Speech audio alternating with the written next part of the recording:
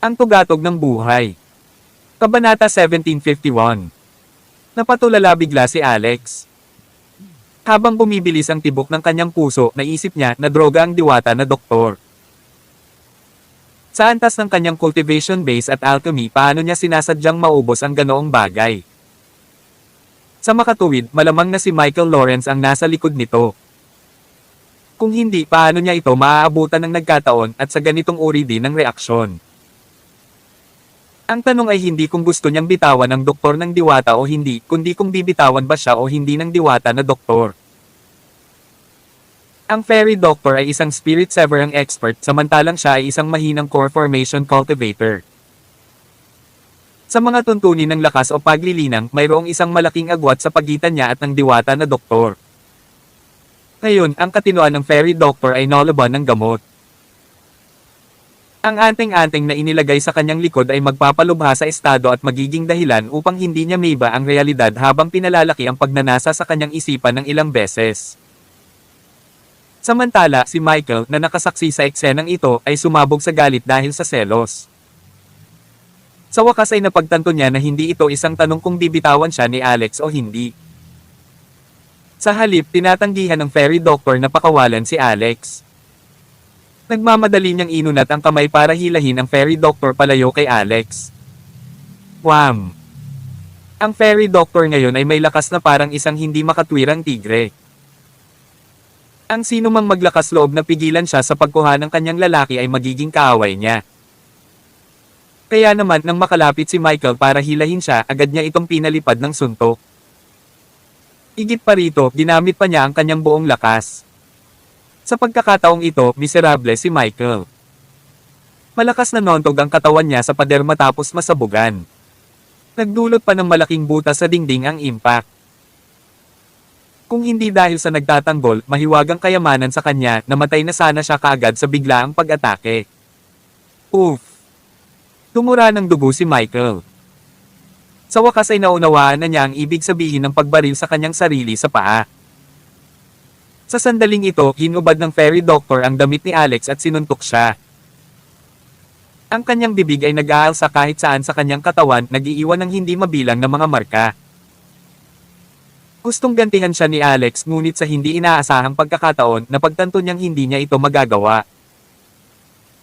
Nang hindi alam kung kailan, na-intercept ng fairy doctor ang kanyang mga tiyak na meridian, na naging sanhi ng halos hindi na magamit ng kanyang mga braso ang anumang lakas. F***C. Paano ito magiging okay? Diwata na doktor. Diwata na doktor. Sis Don, gising na. Gising na. Gayunpaman, kahit anong tawag niya sa kanya, hindi nagpakita ng anumang tugon ang doktor ng diwata at sinira ang kanyang katawan. Pakiramdam ni Alex ay umiiyak, ngunit walang luhang pam-attack. Nung sisigaw na naman siya, tinakpen ng fairy doctor ang bibig niya. Gayunpaman, nasulyapan niya si Michael na tumayo mula sa gilid ng kanyang mga mata. Isang punyal na may malamig na kislap ang lumitaw sa kanyang kamay. Nagulat si Alex, kaya dali-dali siyang lumingon at sinabing, "Hoy, anong ginagawa mo?" Ang ekspresyon ni Michael ay kasuklam-suklam habang ang kanyang mga mata ay puno ng puot. Alex Rockefeller, tama ba? Ano sa tingin mo ang gagawin ko? Nakakamangha ka talaga. Kanina, inagaw mo ang nobya ng kapatid ko at pinatay mo pa. Ngayon, niloloko mo ang babaeng gusto ko. Ikaw ay alagad ni Jade Benmore, kaya ano? Ngayong walang kapangyarihan si Jade Benmore na ipagtanggol ang sarili, ano sa tingin mo ang mangyayari sa akin? Gusto kitang patayin. Si Michael ay hindi nang ahas na gumawa ng masyadong malaking paggalaw sa takot na magulat siya sa diwata na doktor. Kapag nalock siya ng fairy doctor, ituturing niyang panghihimasok siya at aatakihin siya. Kaya naman, sa kabila ng nakikitang patuloy na paghalik ng fairy doctor kay Alex, pilit pa rin itong nagpipigil at dahan-daang lumapit sa kanila. Inawakan niya ang punyal sa ulo ni Alex at gustong patayin ang beastard na ito sa ganitong estado. The asterisk man, mahal kong kapatid. Kailangan mong gumising ng mabilis. Habang nararamdaman ni Alex ang layuning pumatay, nagsikip pa ang kanyang mga mag-aaral. The asterisk man, ano ba ito? Kailangan ko ba talagang mamatay na nakahiga sa ilalim ng isang babae? Nagmamadali niyang sinabi, Michael Lawrence, ang fairy doctor ay Diyosa ni Principal Henderson. Hindi ka ba natatakot na susundan ka ni Principal Henderson kung alam niya ang tungkol dito? Sa sikat ng araw, naglakas loob kang bigyan ng ganitong uri ng gamot ang doktor ng diwata. Naiisip mo na ba ang mga kahihinatnen? Nakangiting sabi ni Michael, you don't have to worry about this.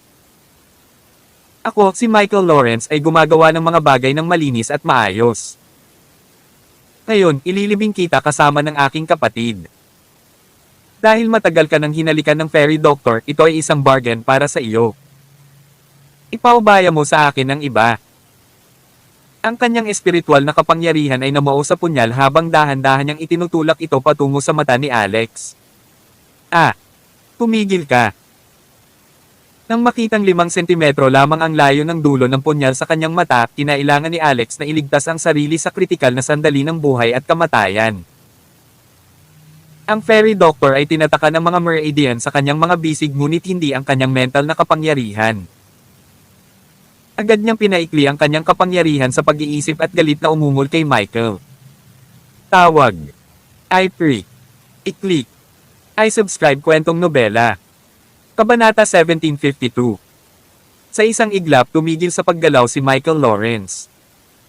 May pagkalito sa kanyang mga mata habang siya ay tulala. Talaga bang gumana ito? Nagulat si Alex saglit. Agad niyang naalala si Tristan Coleman mula sa pamilya Coleman noon. Noong desperadong ginamit niya ang mental attack kanina, malinaw niyang naramdaman ang Chaos Bead na nakasabit sa Chaos Tree sa loob ng Mind Palace na bumuo ng isang uri ng mental connection sa kanya. Ang nabasag na butil na nauugnay sa lakas ng pag-iisip sa loob ng lugar na iyon ay nagpalakas ng kanyang lakas sa pag-iisip. It's a good thing. Tuwang-tuwa si Alex. Gayunpaman sa susunod na segundo talagang pinunit ng fairy doctor ang kanyang mga damit. Nagulat agad si Alex. Nag-init ang kanyang titig na muntik na siyang mag-nosebleed. Matapos tingnan ang natulala, hindi kumikibo na si Michael, agad niyang sinubukang makipag-usap sa Chaos Bead. Sa sumunod na segundo, binigyan niya ng utos si Michael. Maya-maya, sumagot si Michael. Kumalabog. Ang punyal sa kanyang kamay ay nahulog sa lupa at halos laslasin ang tenga ni Alex. F***. Sa kabilang banda, si Michael ay hindi man lang nagtangka na tumingin kay fairy doctor. Agad siyang tumalikod at lumabas, isinara ang pinto sa kanyang paglabas. Kaya't sa wakas ay nakahinga ng maluwag si Alex. Nang makitang ang paghinga ng diwata na doktor ay lalong naiinip, ang isang matandang tulad niya ay halos hindi makayanin. Nang malaman ni Alex na sinira niya ang kanyang huling depensa, labis siyang nalungkot. Kung siya ay maaapektuhan ng epekto ng droga, ito ay maituturing na malas para sa kanya. Gayunpaman kung may ibang naapektuhan nito, magkakaroon siya ng paraan para alisin ito. Halimbawa, ng eye-droga ng kanyang biyenan si Hailey Lawson, si Alex ang nakipagsapalaran sa kanyang sarili na dumisan niya para iligtas siya sa mahirap na kalagayan. Gayunpaman, ngayon ay hindi niya maigalaw ang kanyang mga kamay o lumaban sa kanya. Speechless talaga siya. Tumigil ka. Sa kritikal na sandali, nakipag-usap si Alex sa Chaos Bead sa palasyo ng isip at na-hypnotize si fairy doctor gamit ang kanyang mental power. Sa pinakamapanganib ngunit desperado na sandaling iyon, ang paggalaw ng diwata na doktor ay biglang tumigil. Gumana ito. Tuwang-tuwa si Alex kaya inangat niya ang ulo niya at sumilip. Siya ay natutuwa ngunit sumasalungat. Ang hangganan ng buhay at kamatayan ay talagang nasa loob ng isang buhok. Nang makahinga siya ng maluwag, biglang lumiwanag ang anting-anting na nakakabit sa doktor ng diwata. Sa sumunod na segundo, nagliwanag ang mga mata ng fairy doctor bago biglang pumikit na para bang isa siyang reactivated machine. Pakiramdam niya ay may mga hindi regular na pagbuho ng lupa at ang Milky Way ay gumuho na may hindi mabilang na mga bituin na umiikot sa paligid. Nanlaki ang mga mata ni Alex na para bang nakita niya ang equinox na bulaklak sa dulo ng kanyang buhay.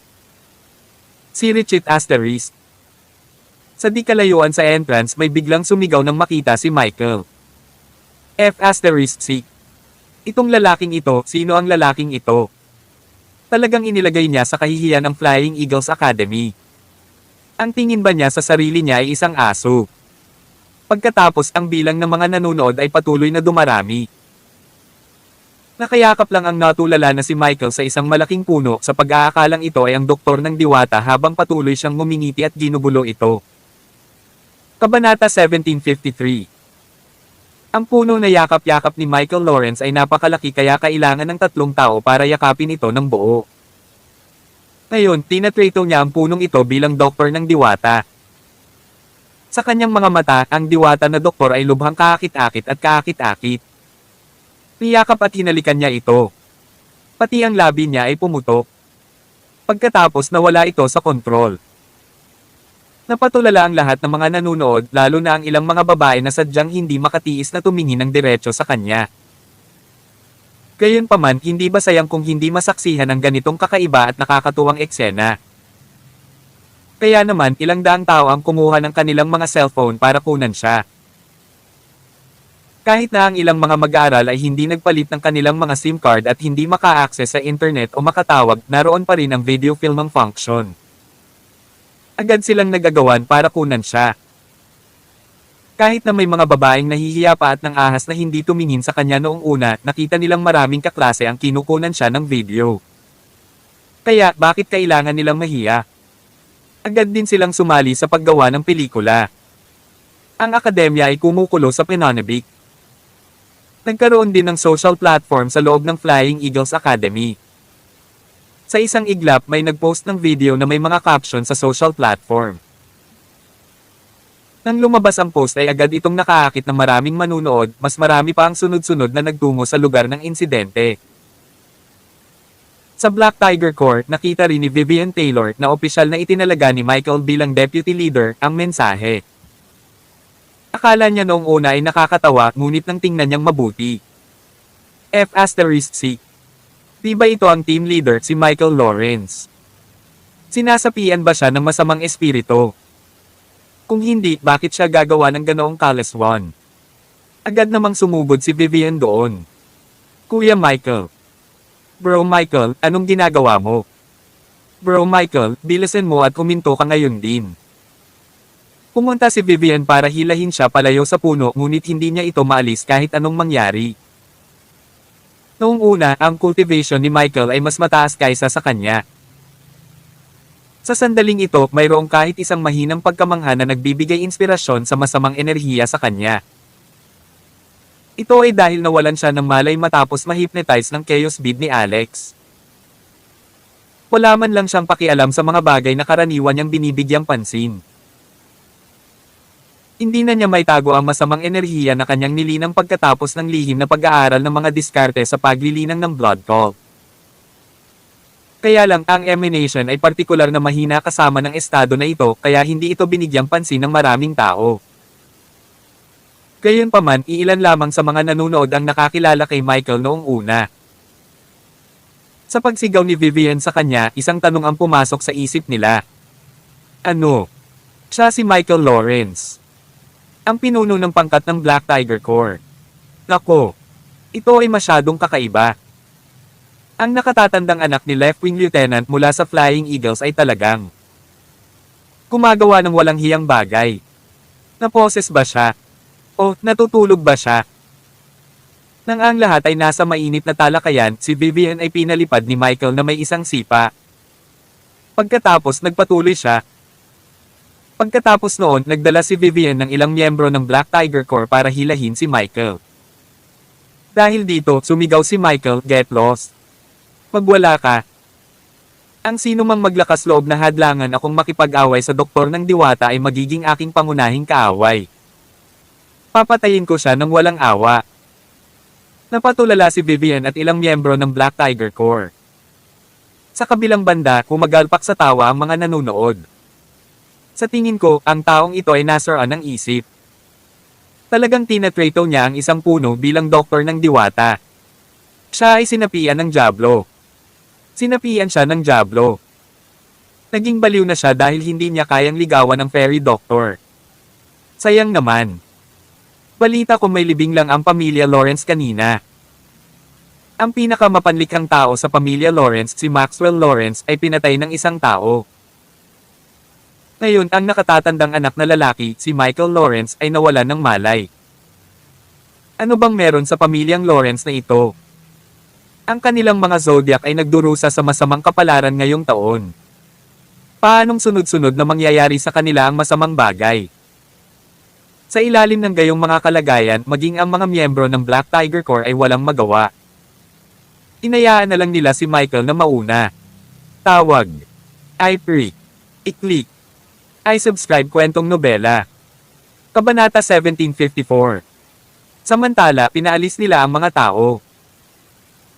Dahil sa prestihiyo ng Black Tiger Corps at left-wing lieutenant, natakot ang mga nanonood na patuloy na manatili, kaya nagkalat sila ng sunod-sunod. Sa katunayan, wala nang masyadong makikita. Ngayon parang baliw si Michael Lawrence. Gayunpaman, ang ilang mga tao ay interesado rin. Matapos maglakad na malayo, huminto pa rin sila sa kanilang mga landas at pinagmamasdan siya. Si Richard Asterisk. Sa bahay, ang epekto ng gamot sa fairy doctor sa wakas ay naglaro bago ito, sa paglipas ng panahon, nawala at nawala. Nagkamalay na siya. Habang nakatingin siya kay Alex sa ibaba niya, napatulala siya. Nakita pa niya ang ekspresyon ni Alex na tila nakaranas ng isang buhay na impyerno. Pagkatapos tumingin siya sa lupa.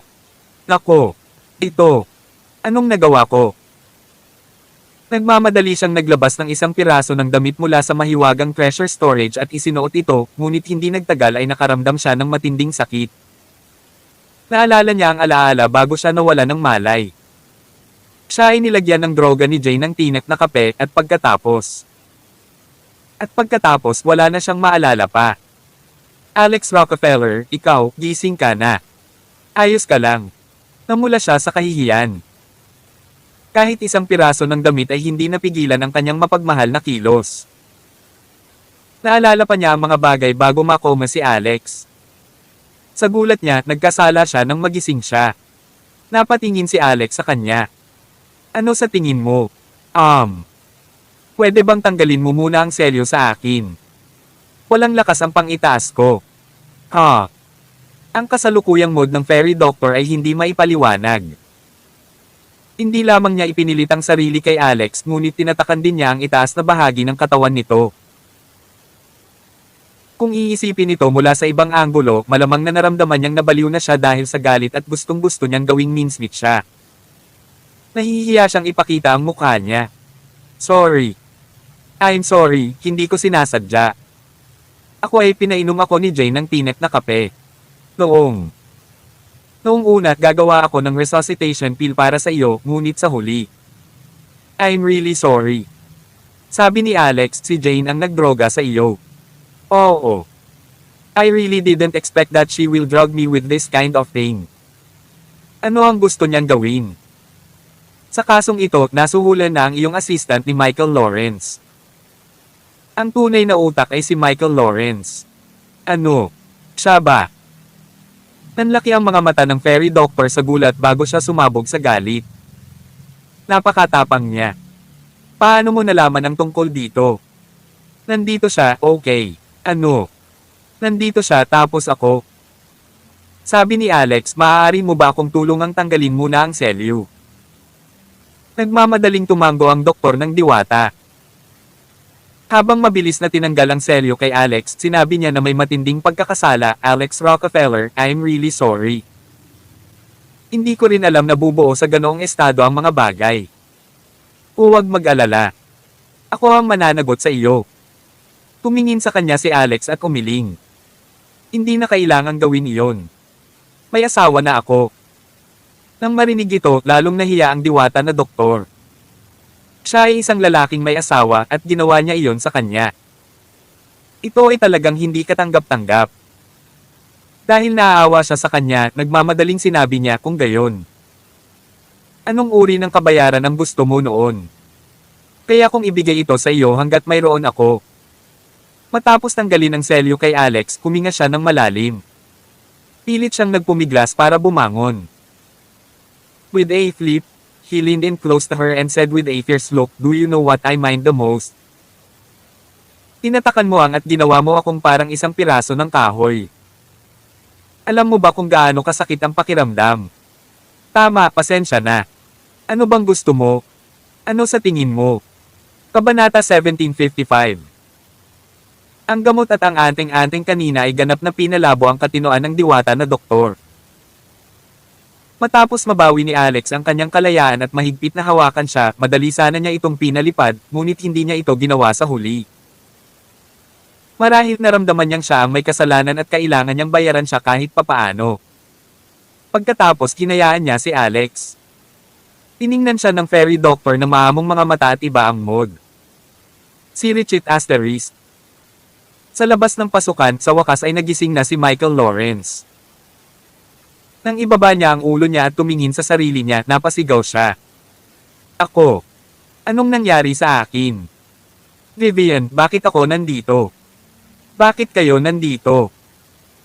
Maraming miyembro ng Black Tiger Corps ang dumating at tinakpan si Michael ng mga kumot at iba pa dahil ito ay hindi magandang tingnan. Sa sandaling ito, nagmamadali silang lumapit sa kanya nang marinig nila ang kanyang boses. Bro Michael, ikaw. Hindi rin namin alam kung ano ang sitwasyon. Di bakit mo niyakap ang isang puno at tinatrato mo itong fairy doctor? Tanong ni Vivian na may kakaibang ekspresyon. Ano? Ako. Itinuring ko ang punong ito bilang doktor ng diwata. Biglang nabawi ni Michael ang dati niyang alaala. Pagkatapos naalala niya ang pangyayari dati. Ang fairy doctor ay naapektuhan ng kanyang gamot at nagkaroon ng onset. Hindi niya matukoy ang mga bagay-bagay at tanging ang pagyakap sa brute at paghalik sa kanya. At gusto niyang gumamit ng dagger para patayin ang brute na iyon. Wala na siyang maalala pagkatapos noon. Pagkagising niya ay nasa kasalukuyang kalagayan na siya. Gaano na ako katagal dito? Tanong ni Michael. 2 oras. Sagot ng isang miyembro ng Black Tiger Corps. Pagkatapos naglabas siya ng cellphone at nagtap ng video para ipakita sa kanya. Bro Michael, sinapian ka ba ng masamang nilalang? Tingnan mo nga sarili mo. Nang mapanood ito, pakiramdam ni Michael ay sisubog na ang kanyang isip. Ano ang sitwasyong ito? Ang punto ay marami pa siyang nakitang estudyante mula sa Flying Eagles Academy sa video. Nakita na ng lahat ang nakakahiyang eksena niya. Inilagay lamang nito sa kahihiyan ang kanyang pamilya. The asterisk man it. Agad na dinurog ni Michael ang telepono. Ano ba ang nangyayari? Sinong gumawa nito? Ang fairy doctor. Maaaring ito ay ginawa ng fairy doctor. Agad siyang sumugod upang hanapin ang diwata na doktor upang tingnan kung ano ang nangyayari sa loob ng bahay. Dahil dito, nakaramdam siya ng matinding sakit sa kanyang singit nang sinubukan niyang gumalaw. The asterisk man, hindi naman ako magiging eunuch, di ba? Bilisan mo, tingnan mo ngayon kung ano ang kalagayan ng diwata na doktor, sabi ni Michael kay Vivian at sa iba pa. Bigla, narinig niya ang boses ng fairy doctor na umalingaw-ngaw sa kanyang tenga. Anong ginagawa niyo dito? Lumabas na ang fairy doctor. Ang kanyang mukha ay namumula sa kasiglahan at hindi ito natatakpan ng isang belo sa mukha. May anting-anting ang isang taong ngayon lang naging asawa sa kanyang mga mata. Habang naglalakad siya at nakatitig kay Michael, may panandali ang pagpatay na intensyon sa kanyang mga mata, ngunit pinigilan pa rin niya ito sa huli. Ito ay dahil narinig niya mula kay Alex ang tungkol sa lahat ng nangyari matapos siyang madroga. Hindi siya makapaghintay na makita ang hitsura ni Michael. Ang resulta, pareho talaga ng sinabi ni Alex, mukha siyang baliw. Ito ay simpleng nakakasira ng paningin. Instructor Fairy Doctor, magandang araw sa iyo. Instructor Fairy Doctor. Pinati ng ilang miyembro ng Black Tiger Corps ang Fairy Doctor. Then, they realized na may sumusunod na lalaki sa likod niya, it was Alex Rockefeller. Pamilyar sila kay Alex. Alam nila na pinatay niya si Maxwell Lawrence at disipulo ni Jade Benmore. Bigla na lang silang kinabahan. Samantala, lumubog ang mood ni Michael nang makita silang dalawa. Gustong-gusto niyang magpakamatay sa pamamagitan ng paghampas sa puno. Nawala siya. Hindi lamang siya natalo, ngunit binaril pa niya ang kanyang sarili sa pamamagitan ng paggawa ng trabaho para sa ibang tao nang hindi nakikinabang sa kanyang sarili. Tawag. I-click. I-click. I-subscribe kwentong nobela. Kabanata 1756.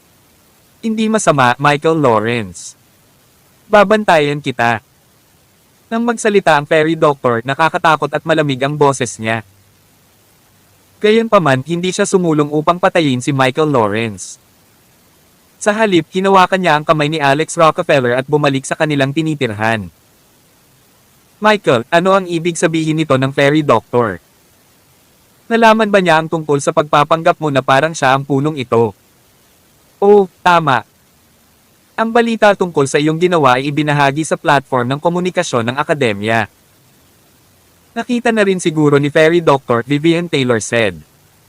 Saglit na natigilan si Michael. Naisipan pa niyang magpakamatay. Gayunpaman, hindi niya masabi na sinuhulan niya si Jane para lasunin ng Fairy Doctor. Pagkatapos noon, inalok niya sa ibang lalaki ang pinakamamahal niyang babae at ipinahiya ang sarili. Dalhin mo ako sa ospital. Bilisan mo. Inis na sabi ni Michael. Hindi nagtagal, dinala si Michael sa ospital sa Flying Eagles Academy. Dahil ang mga mag-aaral sa Flying Eagles Academy ay madalas na nasugatan, ang ospital ay mayroon ding medyo advanced na medikal na kadalubhasaan. Pagkatapos suriin, lumabas ang mga resulta. Ang tanging nakitang isyo ay ang pagdurugo, ilang pinsala sa balat at pagkalito sa malambot na tissue. Hindi ito masyadong naging problema. Magiging maayos si Michael pagkatapos uminom ng ilang mga gamot na inireseta ng doktor. Nakahinga siya ng maluwag. Gayunpaman, habang naglalakad si Michael sa pangunahing pasukan ng ospital, naging blanko ang kanyang isip. Nang may makita siyang puno sa malapit ay agad siyang sumugod. Nag-iinerte na naman siya. Michael. Ano ang nangyayari? Bakit mo pa ginagawa? Diyos ko. Nagulat si Vivian at ang iba pa. May humakbang para hilahin si Michael. Gayunpaman, tulad ng dati, sinimulan niyang suntukin at sipain ang sinumang makalapit para itaboy sila. May nagpunta agad para maghanap ng doktor. Maging ang doktor na dumating ay sinampal ng ilang beses ni Michael at nawalan siya ng ngipin. Kung hindi alam ng doktor na ang taong ito ay anak ni Colton Lawrence, gumamit siya ng malupit na puwersa laban kay Michael. Hindi ko siya matutulungan. Dapat ay mayroon siyang sakit sa pag-iisip. Kailangan nating maghanap ng psychiatrist. Pagkarating ng psychiatrist ay umiling din siya. Wala siyang ideya kung ano ang gagawin at hindi rin niya maisip ang sanhi ng sintomas. Wala sa kanila ang makakaalam na ito ang resulta ng malalim na hypnosis ni Alex kay Michael. Noong nakaraan, na-hypnotize niya si Tristan Coleman na kumain ng 250 gramo ng putik bawat oras. Gayunpaman, dahil sa kung gaano kabilas ginawa ang hypnosis sa pagkakataong ito, na-hypnotize ni Alex si Michael sa pamamagitan ng pagsasabi sa kanya na isipin ang mga puno bilang doktor ng diwata at mag-cozy up dito minsan bawat oras. Sa wakas, makalipas ang 2 oras, nagising si Michael. Sa pagkakataong ito, mas mahirap ang sitwasyon. Umaagos ang dugo. Pagkatapos magpa-check up ng doktor kay Michael, seryoso siyang tumingin kay Michael. Ginoo. Lawrence, hindi na makontrol ang sitwasyon mo. May mga bitek sa loob. Dapat kang maging maingat ngayon at hindi ka dapat muling masaktan sa ngayon. Kung hindi, ang mga kahihinatnan ay magiging kakilakilabot. Sa katunayan, maaaring makaapekto pa ito sa iyong buhay mag-asawa sa hinaharap, sabi ng doktor. Gustong umiyak ni Michael, ngunit ayaw lumabas ng mga luha. Hindi niya maiisip kung ano ang nangyayari o kung ano ang sanhi nito. Gayunpaman, may nangyaring kakilakilabot. Medyo masyadong mahaba ang oras para gamutin ang kanyang sugat sa ospital. Bago pa man ito natapos, lumipas ang 1 oras. Isang malakas na sigaw ang pinakawala ni Michael. Nang makita niya ang isang Guiana chestnut na halaman sa isang palayok sa malapit, tumakbo siya palapit dito at nagsimulang makipag-copulate dito. Napatulala ang lahat sa grupo. Si Richard Asterisk. Sa isang sulok sa isang lugar sa ospital, nagpakita ang fairy doctor at Alex. Nasaksihan nila kung paano kumilos ang hypnosis ni Michael. Tuwang-tuwa si Alex sa pagiging epektibo nito at nagsimula siyang umasa ng higit pa mula sa chaos bead sa kanyang palasyo ng isip. Ito ay katumbas ng pagkakaroon ng dagdag na paraan ng pagprotekta sa buhay. Samantala, sobrang gamaan ang pakiramdam ng doktor ng diwata. Tinalikan niya si Alex sa mukha nito. Ikaw ang may pinaka-perpekto at kamanghamanghang solusyon kailanman. Hindi ba ang B***star na ito ay mahilig makipagkulitan sa mga babae? Sa pagkakataong ito, magdurusa siya para dito. Matapos gawin ito ng maraming beses, tiyak na masisira ang bahagi ng kanyang katawan, di ba? Patay na si Maxwell Lawrence. Kung magiging eunuch si Michael Lawrence, magwawakas ang angka ni Colton Lawrence. Magagalit ba siya? Tanong ni Alex. Kabanata 1757. Umuso ang Fairy Doctor. Ito ang Flying Eagles Academy. Kaya paano kung magalit si Colton Lawrence? Maraming tao ang makakapigil sa kanya. Don, ikaw na ang pangatlo sa pinakamalakas na eksperto sa Flying Eagles Academy. Nangangahulugan ba iyon na ikaw ang pinakamalakas na tao sa paligid bukod sa 20 guro? Natigilan sandali si Alex Rockefeller. Bahagyang tumawa ang Fairy Doctor. Well, minamaliit mo ang Flying Eagles Academy. Ang Flying Eagles Academy ay katumbas ng Royal Academy ng Amerika. Ito ang pangunahing kampo sa sinaunang larangan ng digmaan, ang base na nagpoprotekta sa Amerika mula sa pagkatalo. Ito rin ang sentro ng kapangyarihan ng pinakamataas na awtoridad sa Amerika, pati na rin ang lugar ng kapanganakan ng mga makapangyarihang eksperto. Maging ang mga pinuno ng Amerika ay may mataas na pagtingin sa akademya. Paano ako magiging pinakamalakas dito? Anong ibig mong sabihin? Tanong ni Alex. Huwag kang mag-alala. Ito ay ganap na ligtas sa Flying Eagles Academy, sabi ng Fairy Doctor. Habang nag-uusap ang dalawa, lumabas sila ng ospital. Hahanapin ko si Jane. Sabi ng Fairy Doctor. Nilaso ng sarili niyang katulong ang Fairy Doctor. Gumaan ang pakiramdam niya sa kinalabasan at mas mabuti para sa kanya na sumiping kay Alex kaysa marik ni Michael Lawrence. Sa personal, walang pakialam ang Fairy Doctor na lumapit kay Alex. Iyon ay dahil minsang sinabi sa kanya ng kanyang ninong na ang lalaking makakatulong sa kanya sa alchemy ay ang tama. Ngayon, nagkatotoo ang kanyang mga salita. Nagpa siya ang Fairy Doctor na sumabay sa agos. Gayunpaman, paano pa niya mahahanap si Jane? Matapos tingnan kung saan-saan, hindi mahanap ng Fairy Doctor si Jane. Ang linya ng pagtawag sa telepono ay hindi rin gumana. Kung nagawa niyang lasunin ka, natatakot ako na matagal na siyang nakaisip ng planong pagtakas. Kapag naka-recover ka na mula sa lason, tiyak na malalaman mo na nagdagdag siya ng mga bagay sa iyong kape. Kaya naman, baka matagal na siyang umalis sa akademya, sabi ni Alex. Kumunat ang noo ng Fairy Doctor. Siguro pumayag si Michael sa isang bagay na hiniling niya. Marahil ipinadala niya siya sa hukbo ni Colton. Yung tanga. Kahit na ipinadala siya sa hukbo ni Colton, naisip ba niya na hindi ko siya mahahanap? Iyon ang dahilan kung bakit hindi siya papasukin ni Michael sa hukbo ni Colton. Malamang. Pinatay siya, sabi niya. Tama lahat ang hula ng Fairy Doctor. Si Jane ay binubuli at pinahiya ni Spencer Queen. Bagamat ginawa ni Jane ang lahat para mapasaya si Spencer, namatay pa rin siya sa huli. Itinapon ni Spencer ang bangkay ni Jane sa isang misteryosong paraan. Pagkatapos nito, nalaman ni Spencer na hindi lamang si Michael Lawrence ang nabigo sa kanyang paraan sa Fairy Doctor, ngunit may isang kakilakilabot na nangyari sa kanya. Nang makita ni Spencer si Michael, na-conscious si Michael. Gayunpaman, ang isang bahagi ng kanyang katawan ay malapit ng mabulok.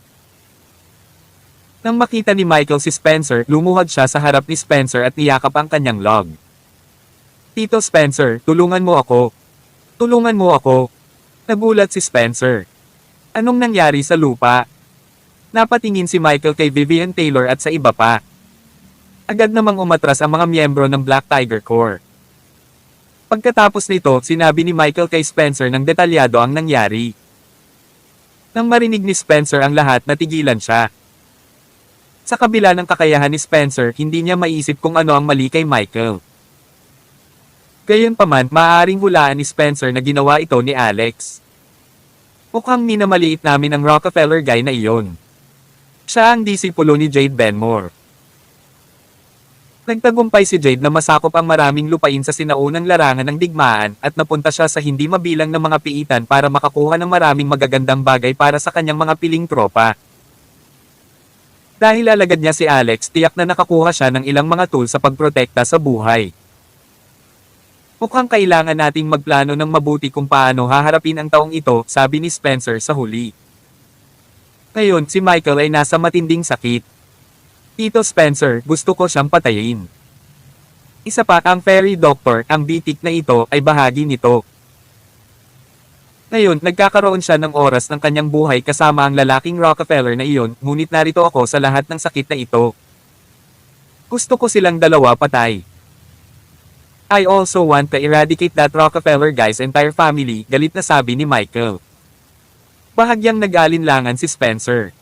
Pinsan na binalaan ni Jade na. Sino ang may pakialam sa babala sa atin ni Jade? Nasa Myriad Demon Valley siya ngayon at hindi niya maprotektahan ang sarili niya. May pagkakataon ba siyang bumalik? Sigaw ni Michael. Dahan-dahang tumango si Spencer. Sige, kukuha ako ng isang tao upang gawin ito. Ngayon, ang pinakakagyat na bagay ay upang malutas ang iyong problema. Kung gagawin mo iyon ng ilang beses, ikaw ay magiging isang babae, sabi niya. Ang plano para sa Galileo Dungeon ay hindi nagbago, sabi ni Michael. Pagkatapos ng pag-ungol ni Spencer bilang pagsang-ayon, biglang sumigaw ng malakas si Michael. Nag-iinarte na naman ang problema niya. Sa sandaling iyon, wala siyang pakialam kung paano nauugnay si Spencer sa kanya. Diretsong itinulak ni Michael si Spencer at tumakbo palabas ng kwarto para maghanap ng puno. Napakunot ng noo si Spencer bago sumugod para patumbahin si Michael ng malamig. Pagkatapos noon, mabilis siyang umalis sa Flying Eagles Academy kasama si Michael. Tawag. I-Pre. I-Click. I-Subscribe kwentong nobela. Kabanata 1758. Kailangang malaman ni Colton Lawrence ang tungkol dito. Si Richie Asterisk. Sa kwarto ng fairy doctor, umupo si Alex sa warm jade bed. Hindi niya na-activate ang bone spell formation sa kama. Sa halip, gumawa siya ng maliit na kilos gamit ang kanyang kamay. Dahil dito, maa-absorb niya ang nakapalibot na espiritual na enerhiya sa pamamagitan ng spell formation. Gayunpaman, hindi na ito magiging kasing drastic tulad ng dati at ang kanyang mga damit ay hindi mababad mula sa shower ng espiritual na enerhiya. Samantala, medyo malumanay ang pag-uugali ng doktor ng diwata pagkatapos silang dalawa ay natulog ng magkasama. Para siyang asawang nag-aalaga sa kanyang asawa. Hindi lang siya nagtimpla ng kape kay Alex pero personal pa niya itong pinagluto. Nadama ni Alex ang isang maliit na salungatan tungkol sa kanilang relasyon, ngunit hindi niya mahanap ito sa kanyang sarili na tanggihan siya. Don, paano ako makakapagrehistro para sa isang phone card na magpapahintulot sa akin na makipag-ugnayan sa isang tao sa labas ng mundo? Tanong ni Alex habang kumakain. Madali lang yan. Sandali. Ilang card ang gusto mo? Tanong ng fairy doctor. Natigilan si Alex. Maaari ba akong humingi ng ilan? Umalaklak ang fairy doctor. Sa tingin ko baka may kasama ako sa kanila. Noon, kailangan sila ng ilang estudyante para sa mga opisyal na bagay. Humingi ako ng dagdag at inilagay ko sila sa isang hiwalay na silid, sabi niya. Pagkatapos noon, hinampes ng fairy doctor ang ulo niya. Hindi ka pa nakapasok sa alinman sa mga departamento ng akademya. Wala ka man lang student card. Kung hindi narehistro ang iyong pagkakakilanlan, hindi mo maa-access ang mga card, sabi niya. May ganoong requirement ba? Tanong ni Alex. Oo. Sagot ng fairy doctor. Ano ang gagawin natin? Hindi rin ako makapasok sa formation department. Parehong naging estudyante ko sina Dewey Schultz at Owen Lester. Hindi naman siguro ako makakapunta sa kanila at maging estudyante din nila, di ba? Tanong ni Alex. Nanlaki ang mga mata ng fairy doctor sa gulat. Naging guro ka ba nila? Tumango si Alex para kumpirmahin. Tumawa ng matagal ang fairy doctor. Totoo iyon. Ang iyong mga kakayahan sa pagbuo ng spell ay mas malakas kaysa sa dalawang iyon. Minsan kahit ako gusto mong maging alagad mo. Ngunit ngayon kami ay, ano ang iminumungkahi mo? Nag-iisip sandali si Alex bago nagsalita. Kung ganoon, hayaan mo akong maging estudyante mo. Aasa ako sa iyo para sa card ng pagkakakilanlan. Mahigit 1 linggo na ako rito at hindi ko pa nakontak ang pamilya ko. Ang aking ina at ang iba ay dapat na nag-aalala na may sakit, sabi niya. Kinuha ng fairy doctor ang phone niya. Maaari mong gamitin ang aking telepono sa ngayon, sabi niya. Napatingin si Alex sa kanya. Bigla niya itong hinayla sa kanyang mga bisig at hinawakan ng hindi nararapat hanggang sa namula ito. Nang nanghina lamang ang buong katawan niya ay kinuha ni Alex ang telepono at tumakbo sa silid para tawagan ang kanyang ina, si Brittany Rockefeller. Mabilis na natapos ang tawag. Mom, sabi ni Alex. Alex. Excited na sigaw ni Brittany. Waltz, Maya, Winnie. Nasa linya si Alex. Dagdag niya. Mukhang hinihintay nga ng pamilya ni Alex ang tawag niya. Tumagal ng 1 buong oras ang tawag. Pagkatapos noon, tinawagan ni Alex si Dorothy Essex. Honey, gusto mo bang makarinig ng magandang balita? Tanong ni Dorothy pagkatapos niyang sagutin ang tawag. Ano ito? Tanong ni Alex. Magiging ama ka na. Ulalas ni Dorothy. Ha? Talaga? Buntis ka ba? Tanong ni Alex. May isa pang magandang balita. Gusto mo bang malaman? Tanong ni Dorothy. Mas magandang balita. Ano ito? Tanong ni Alex. Nagkakaroon tayo ng quadruplets. Ulalas ni Dorothy. Kabanata 1759. Nang malaman ni Alex Rockefeller na buntis si Dorothy Essex, talagang handa siya para dito. Kung tutuusin, pinaghirapan nilang dalawa ito. Sa katunayan, iginiit pa ni Dorothy na gumawa ng handstand pagkatapos nilang makipagtalik upang mapahusay ang rate ng tagumpay. Gayunpaman, alam na alam ng dalawa na, batay sa pisikal na kondisyon ni Alex, ang kanyang mga tamad ay napakalakas. Talagang hindi isyo para sa kanyang mga tamad na pumunta sa oven ni Dorothy. Sa makatuwid, ang katotohanan na si Dorothy ay nabuntis ay hindi nakakagulat. Gayunpaman, bigla siyang nabuntis ng quadruplets. Ito ay lumampas sa hula ni Alex. Paano sila magpapalaki ng 4 na anak? Kailangan nilang maghanda ng 4 na bote ng gatas at palitan ng 4 na piraso ng diaper ng sabay-sabay. Mapapagod sila nito. Sige, nagpaplano pa rin silang makakuha ng yaya. Hindi magiging isyo ang pagkuha ng ilang yaya. Bukod pa rito, mayroon silang mas maraming pera kaysa sa maaari nilang gastusin at hindi sila nag-aalala na hindi kayang bumili ng gatas na pulbos. Matapos ang pag-iisip tungkol dito, si Alex ay nakaramdam pa rin ng kasiyahan sa buong bagay. Pagkatapos noon, hindi na kinaya ni Alex na manatili sa Flying Eagles Academy. Gusto niyang makauwi sa lalong madaling panahon. Narinig niya na ang prenatal education ay napakahalaga. Paanong siya, ang ama, ay wala sa panahong ito. Kaya naman, agad siyang lumabas nang matapos ang tawag sa telepono. Gusto ko nang umuwi. May paraan ba para makaalis agad ako sa Flying Eagles Academy? Tanong niya sa fairy doctor. Ano? Anong nangyari? Tanong ng fairy doctor. Naisip ng fairy doctor na may kritikal na nangyari sa bahay ni Alex.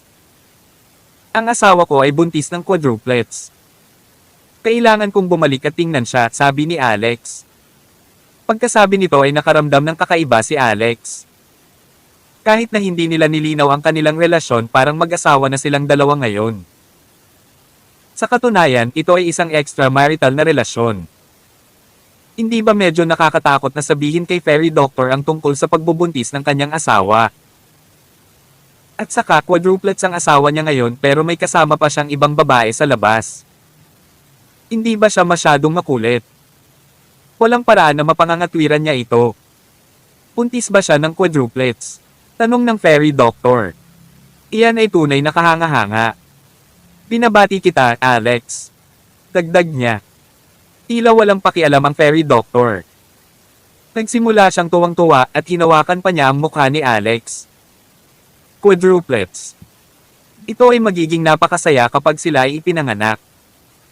Maaari natin silang bihisan ng parehong damit at bigyan sila ng parehong gupit. Diyos ko. Naiinggit ako. Alex, sa tingin mo ba buntis ako? Tanong niya. Sa sandaling sinabi ito ng fairy doctor, nalaglag ang panga ni Alex at hindi niya maisara ang kanyang bibig. Umalaklak ang fairy doctor. Tingnan mo kung gaano ka natakot. Huwag mag-alala. Nagkaroon lang ako ng regla at hindi ako mabubuntis, sabi niya. Medyo nakaramdam ng awkward si Alex. Don, ako. Tinakpan ng fairy doctor ang bibig niya. Ayos lang. Naiintindihan ko.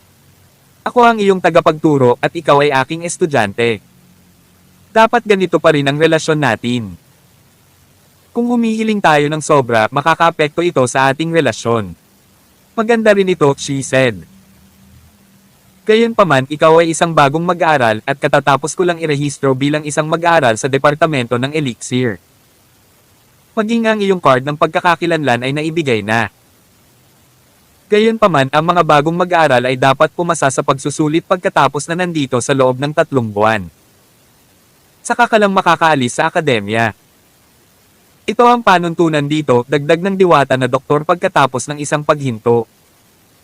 Hindi mo ba ako may lalabas? Tanong ni Alex. Hindi. Isa itong paraan ng pagprotekta sa mga bagong estudyante, she said. Paano kung pinilit kong lumabas? Tanong ni Alex. Nagulat ang diwata na doktor. Huwag kang gagawa ng katangahan. Ang pagpilit sa iyong paglabas ay hindi gagana.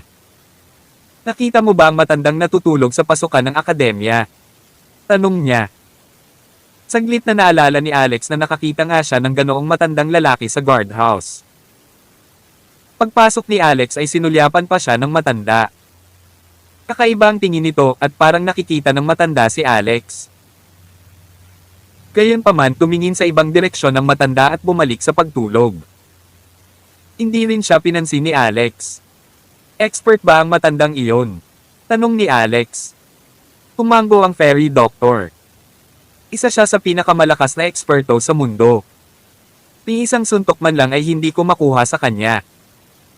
Kung pipilitin mong lumabas, huhulihin ka niya at ikulong ka sa Soul Refining Tower. Kapag nangyari iyon, masasaktan ka ng husto kung hindi ka mamamatay, maliban kung... Maliban kung ano? Tanong ni Alex. Umiling ang fairy doctor. Maliban na lang kung makakalabas ka sa Soul Refining Tower. Sa ganoong paraan, makikilala ang iyong kapangyarihan. Hindi ka lang makakaalis sa akademya kundi bibigyan ka pa ng graduation certificate pati na rin ng reward na 30,000 points. Ang galing. Agad na sabi ni Alex. Napatingin sa kanya ang fairy doctor. Wala kang ideya kung anong uri ng lugar ang Soul Refining Tower. Ito ay kung saan ang mga kaluluwa ng tribo ng demonyo ay pino. Kahit na ang lakas nito ay humina, hindi pa rin ito isang bagay na kayang tiisin ng mga ordinaryong tao. Hanggang ngayon, isang tao lang ang nakakalusot sa Soul Refining Tower, she said.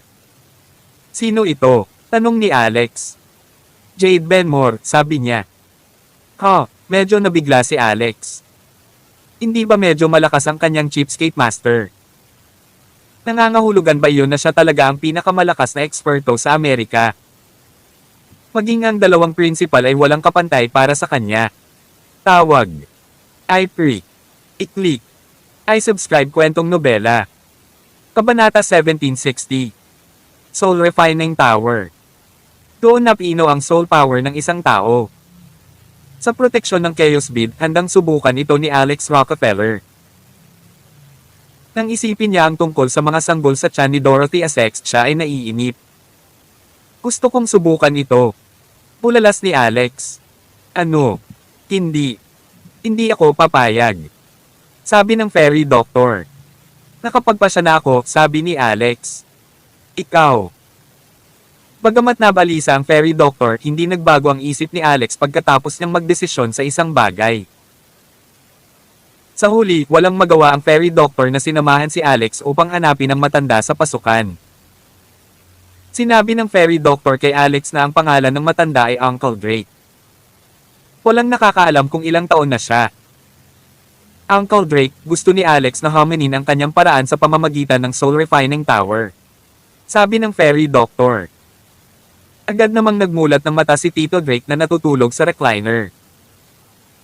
Matapos tingnan ng fairy doctor ay napalingon siya kay Alex na nasa likod niya. Napag-isipan mo na ba? Sa sandaling pumasok ka, maaari ka lang palabasin sa Soul Refining Tower pagkatapos ng 3 araw. Mayroong maraming mga dumadagandong na apoy doon. Kung hindi mo ito matiis sa loob ng 3 araw, masusunog ka at maging abo.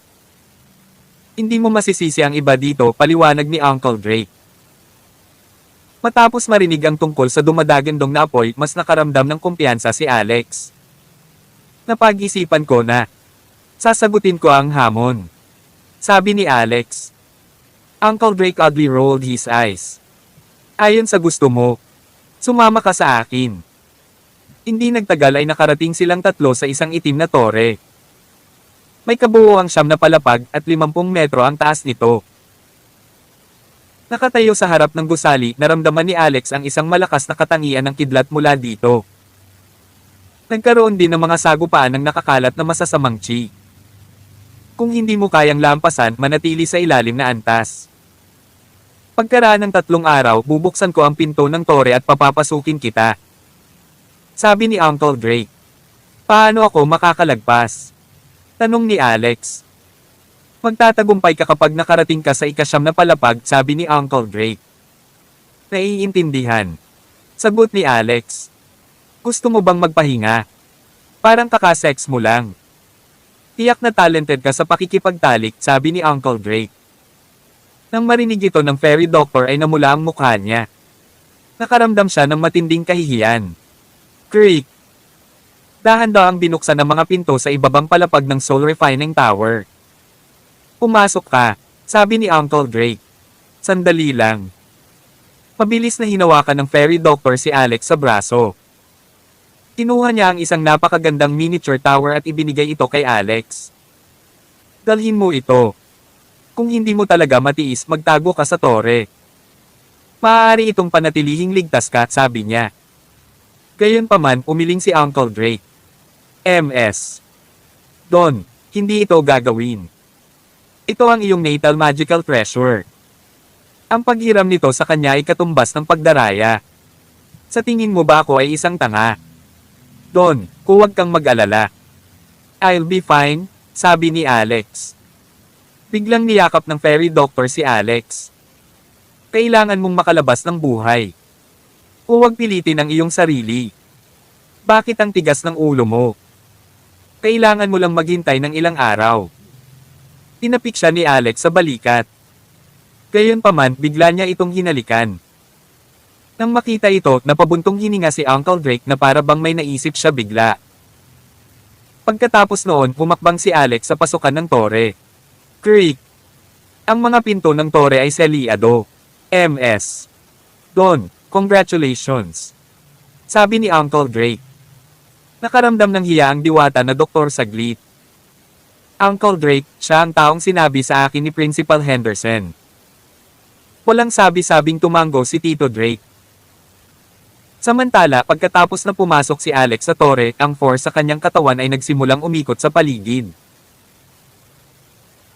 Ang espiritual na kapangyarihan ay kumalat sa kanyang mga ugat at nagsimulang umalangaw-ngaw sa dumadagandong na apoy na tumagos sa tore. Sa sumunod na sandali, maraming dumadagandong na apoy ang bumulwak patungo kay Alex na parang mga alon ng tsunami. The Asterisk Man. Kukunin nito ang aking buhay. Bulalas ni Alex. Kabanata 1761. Malaking masa ng dumadagandong na apoy ang bumulwak na parang tsunami wave. Nakatayo si Alex Rockefeller sa pasukan ng tore. Sa isang iglap, naramdaman niyang nanlamig ang kanyang mga kamay at paa at napuno ng walang katapusang takot ang kanyang puso. Sobra na ito. Sa napakahalagang sandali, natural na hindi makapaghintay si Alex sa kanyang kamatayan. Kailangan niya itong labanan kahit papaano. Sa sumunod na sandali, inactivate ni Alex ang kanyang Profound Martial Shield Armor Art at sinubukang makipag-usap sa Chaos Bead sa kanyang palasyo ng isip. Wala siyang ibang maaasahan. Ang Chaos Bead at Chaos Tree ay kasalukuyang pinakamakapangyarihang kayamanan niya. Gayunpaman, ang ikinadismaya niya ay hindi siya pinansin ng Chaos Tree at Chaos Bead. Mukhang wala silang intensyon na iligtas ang kanilang amo. Grabe ito. Walang magawang ungol ni Alex habang pinagmamasdan kung paano siya susundin ng walang katapusang dumadagandong na apoy. Noong una, akala niya ay agad siyang masusunog hanggang mamatay. Gayunpaman sa huli, hindi iyon nangyari. Nag-react ang force sa katawan niya na parang naka-steroids. Tuwang-tuwa, nagsimula itong umikot ng pabilis. Ang katangian ng liwanag na espiritual na kapangyarihan ay umuungol sa loob ng kanyang mga ugat. Ang ilang kakaibang rune ay lumitaw pa mula sa kanyang ginintoang core. Boom! Tarat-tarat! Agad na napalibutan si Alex ng hindi mabilang na dumadagandong na apoy. Naramdaman niya agad ang pagsunog ng kanyang damit at naging abo. Bagamat tinakpan ng profound martial shield armor art ang kanyang balat, mukhang hindi ito epektibo sa mga dumadagandong na apoy sa paligid nito. Direktang tumagos ang apoy sa barrier at pumasok sa kanyang katawan. Umiikot ang ginintoang core ni Alex. Pabilis ng pabilis ito habang hinihigop ang dumadagandong na apoy. Sa pamamagitan ng kanyang panloob na paningin, hindi pa rin niya lubos na makita kung gaano kabilis umiikot ang gintong core.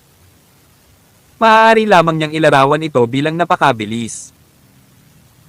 Samantala, ang masa ng dumadagandong na apoy ay sabik na nakipaglaban upang makapasok sa kanyang ginintoang core at lahat sila ay nakuha nito.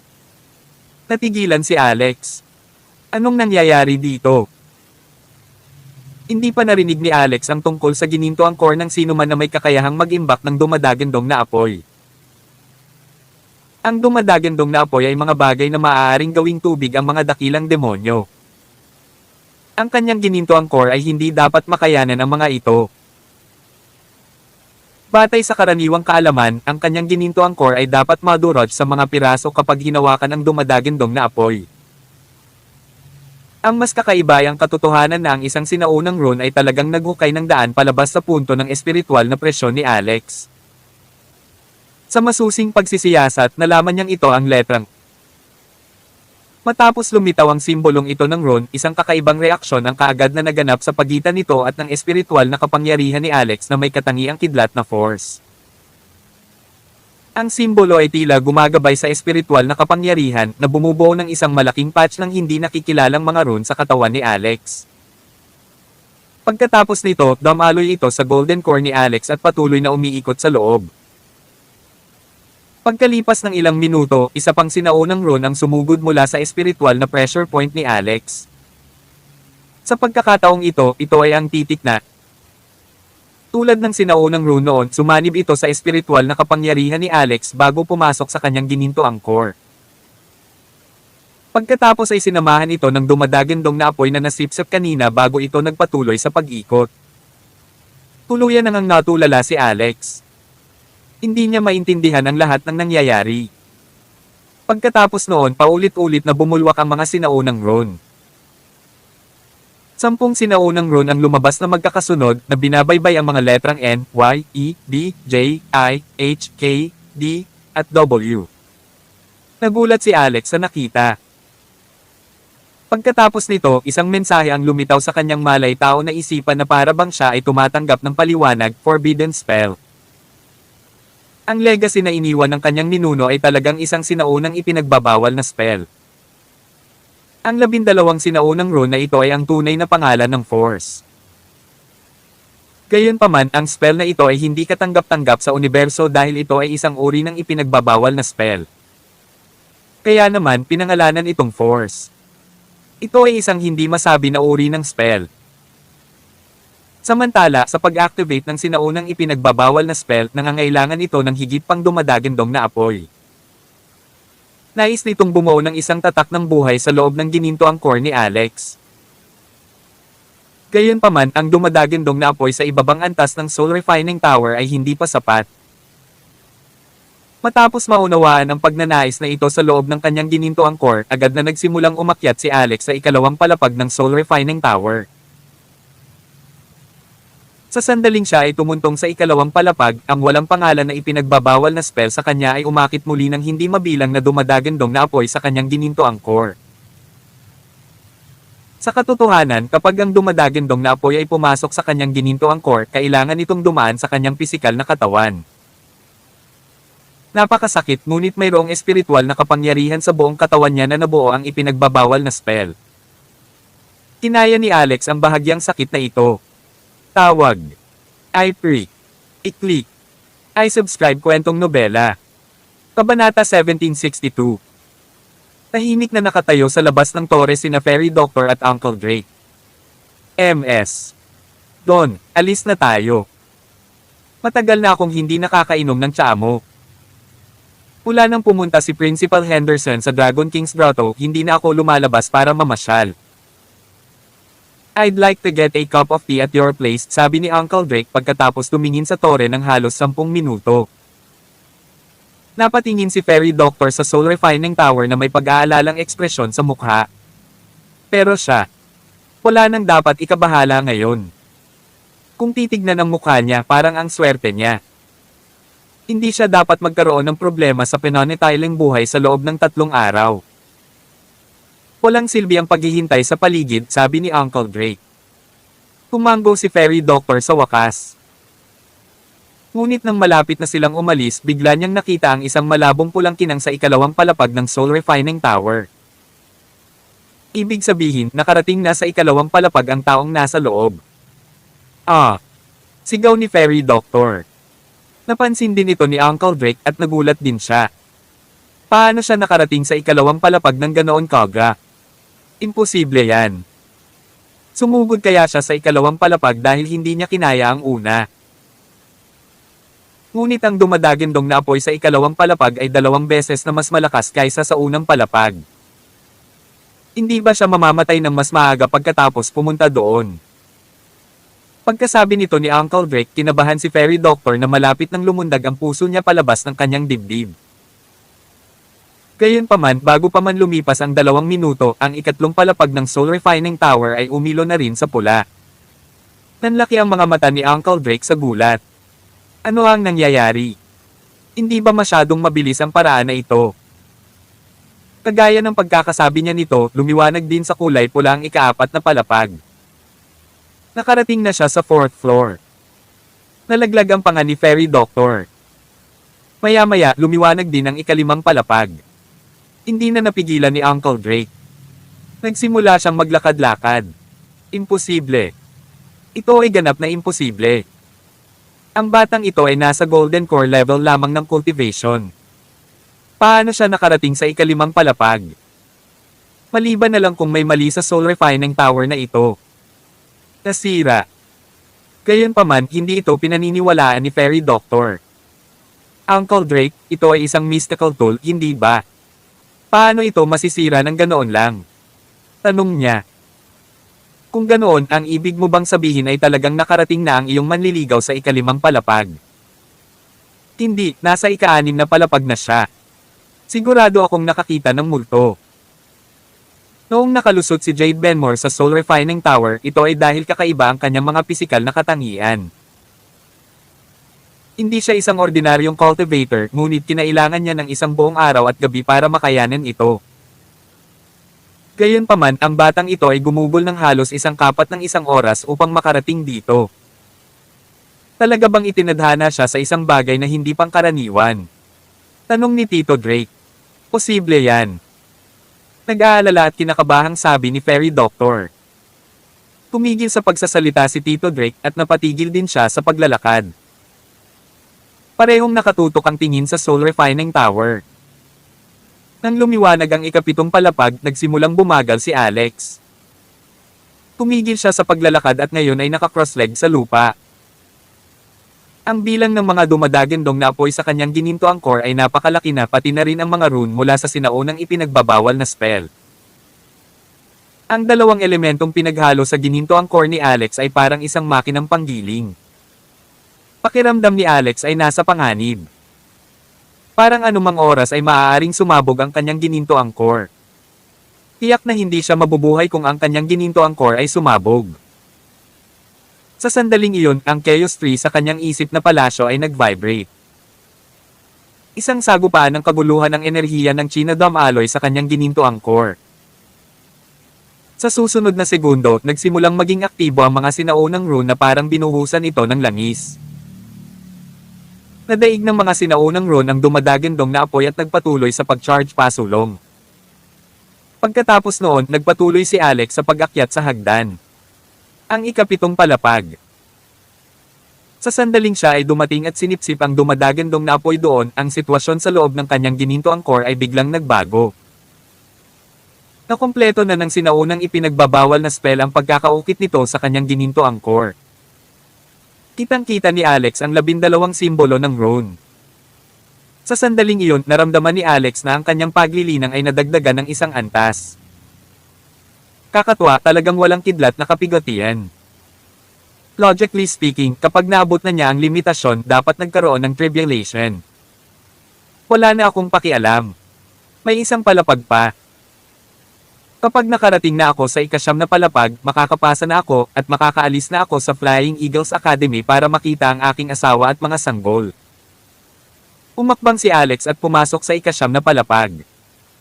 Gayunpaman, nabigla siya sa kanyang nakita.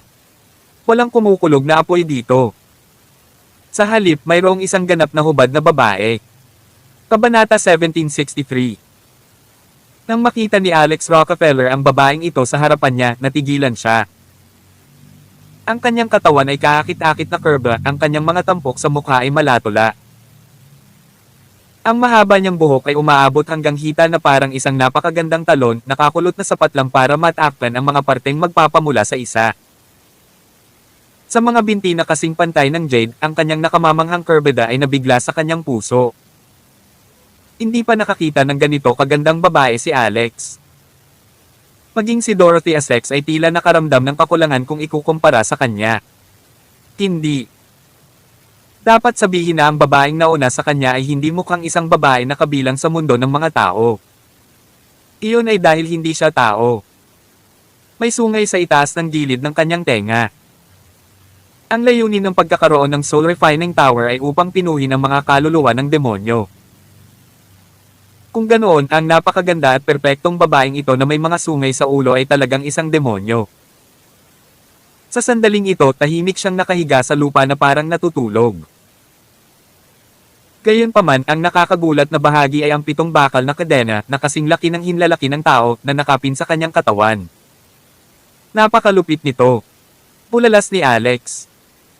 Ito ang kanyang unang impresyon sa 7 kadena nang makita niya ang mga ito. Pagkatapos noon ay dahan-dahang lumapit si Alex. Napagtanto niyang tila matagal nang namatay ang babaeng demonyong ito. Puntong hininga. Kawawa naman. Napakabata pa ng magandang babaeng demonyo. Siya ay talagang namatay sa Soul Refining Tower.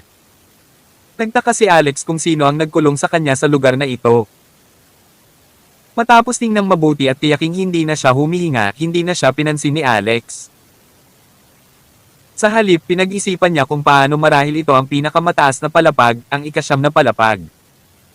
Ngunit saan ang labasan? Kailangan pa ba niyang maglakbay pabalik sa pangunahing pasukan sa unang palapag sa pamamagitan ng landas na dinaanan niya rito? Matapos mag-isip ng mabuti sa isang sandali, ito ay tila angkop. Nang maglakbay ang mga tao at bumisita sa matataas na tore, hindi ba kailangan nilang maglakad pababa sa parehong paraan kung paano sila umakyat? Hindi ba kailangan nilang tumalon sa tore kung hindi? Gayunpaman, paano mapapatunayan ni Alex na nakarating siya sa ika-9 na palapag? Bakit hindi ako magpa-picture kasama siya? Napatingin si Alex sa babaeng demonyo. Pagpasok niya sa tore kanina, inilagay niya lahat ng mahahalagang gamit niya sa kanyang storage bag. Dahil ang bag ng imbakan ay maaaring makatiis sa dumadagandong na apoy, ang kanyang mga gamit ay walang pinsala. Kinuha ni Alex ang phone niya. Bagamat hindi siya makatawag gamit ang teleponong ito, pinanatili niya itong ganap na naka-charge. May 10 power bank sa kanyang storage bag. Habang hawak ang telepono, binuksan ni Alex ang camera app at sinarado ang babaeng demonyo. Dahil ang babaeng demonyo ay nakahiga sa kalahati, kailangan ni Alex na maupo sa lupa kung gusto niyang kunan ng litrato sa magandang anggulo. Pagkatapos noon, casual siyang umupo sa harap ng tiyan niya. Sa isang banda, marami siyang nakaharang sa nakalantad nitong balat. Sa kabilang banda, maaari rin siyang kumuha ng larawan mula sa isang magandang anggulo. Umupo si Alex na nakatalikod sa babaeng demonyo.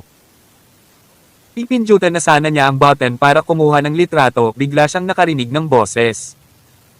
Klang, klang, klang. Ang 7 bakal na kadena na nakapin sa katawan ng babaeng demonyo ay nagsimulang mag-vibrate ng matindi at gumawa sila ng mabilis na hiyawan.